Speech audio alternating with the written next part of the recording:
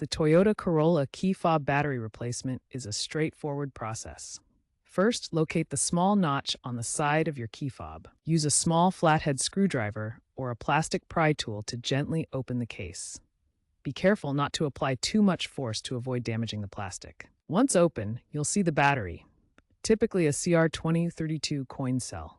Note the orientation of the battery, specifically which side is facing up, plus, as you'll need to insert the new battery the same way. Use the screwdriver to gently pry the battery loose. Avoid touching the battery contacts with your bare fingers to prevent corrosion. With the old battery removed, insert the new CR2032 battery, ensuring the correct polarity with the positive side up. The battery should fit snugly into the holder. Clean the battery contacts with a soft cloth to ensure a good connection. Align the two halves of the key fob case and gently snap them back together. Ensure the case is fully closed with no gaps. Test the key fob by pressing the buttons to lock and unlock your car. If the fob doesn't work, double-check the battery polarity and ensure the contacts are clean.